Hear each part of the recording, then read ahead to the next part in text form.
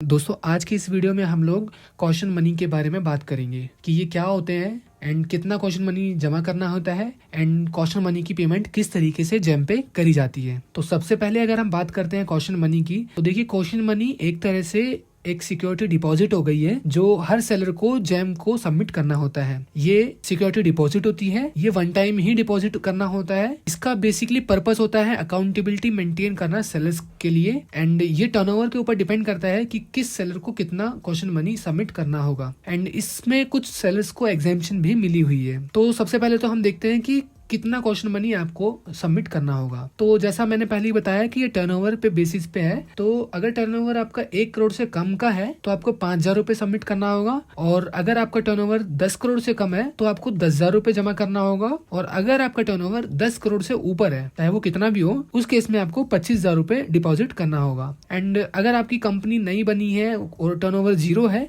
तो भी आपको सबसे मिनिमम स्लैब को कंप्लीट करना होगा, यानी कि 5,000 रुपए जमा करना होगा। अब बात करते हैं कि किन सेलर्स को एग्जेम्पशन मिली हुई है कॉशन मनी जमा करने के लिए। इसमें सबसे पहले आते हैं सेल्फ हेल्प ग्रुप वाले एंड आर्टिसंस होते हैं, वेवर्स होते हैं, एमएससी वुमेन्स हो गए एंड एमएससी अगर एसटी या एससी कैटेगरी से आते हैं उनको भी एग्जेम्पशन मिली है।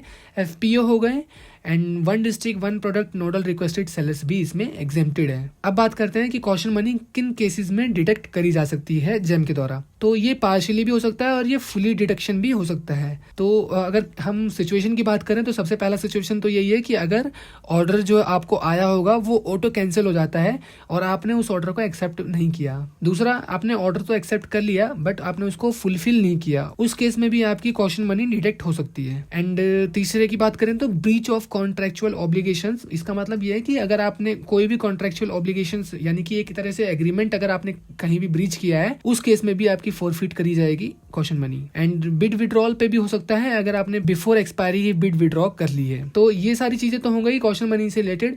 अब हम देखते हैं कि किस तरीके से कॉशन मनी की पेमेंट करी जाती है। तो इसके लिए सबसे पहले आपको अपने जेम सेलर अकाउंट में लॉगिन कर लेना है। यहाँ पर आपको डैशबोर्ड का एक ऑप्शन दिखेगा, तो डैशबोर्ड पे जैसे आप क्लिक करेंगे यहाँ पर आपको फिर एक और ऑप्शन दिखेगा मैनेज कॉशन मनी अकाउंट का। अब यहाँ पर आपको सेलेक्ट बैंक का ऑप्शन दिखेगा। सेलेक्ट बैंक का मतलब यह है कि आपको सिर्फ एक बैंक सेलेक्ट करना है जिसमें कि एक डिस्पोजल अकाउंट बनेगा जो कि जेम से लिंक्ड होगा। वो सिर्फ और सिर्फ कॉशन मनी के लिए ही एक वर्चुअल अकाउंट क्रिएट किया जाएगा। तो फॉर एग्जांपल के लिए मैं यहाँ पर एक बैंक सेलेक्ट कर ले रहा हूँ एंड ये जो चेक मार्क है इसको मैं टिक कर लूंगा, उसके बाद सबमिट पे क्लिक कर दूंगा। यहाँ पर क्लिक हेयर टू रीड पे अगर आप क्लिक करोगे तो इसके जो भी पॉलिसी है वो भी आप पढ़ सकते हैं। यहाँ पर भी सेम चीजें मेंशन है जो मैंने अभी आपको पहले ही बता दिया है। इसको हम स्किप करेंगे एंड सबमिट पे क्लिक करेंगे। तो जैसे ही मैं सबमिट पे क्लिक करूंगा, देखिए ये पेज अब रिलोड होने लगेगा एंड मेरा एक नया अकाउंट क्रिएट हो जाएगा जहां पर मेरे को यहाँ पर देख सकते हैं आप account number, bank name and IFSC code मिल जाएगा एंड देयर शोल्ड लिमिट भी आ जाएगी, यानी कि ये लिमिट वो बताएगा कि मेरे को कितना पैसा जमा करना है। क्योंकि मेरा टर्नओवर ज्यादा है तो इस वजह से यहाँ पर 25,000 रुपए ऑटोमेटिक कैलकुलेट हो गए हैं। अब मैं चाहे तो इस अकाउंट की डिटेल को यूज करके RTGS या फिर NEFT करवा के इस अकाउंट में मैं ट्रांसफर कर सकता हूँ 25,000 रुपीज। यहाँ पर जैसे ही मैं ट्रांसफर करूंगा देन यहाँ पर आपको ऑप्शन मिलेगा अपडेट बैलेंस का।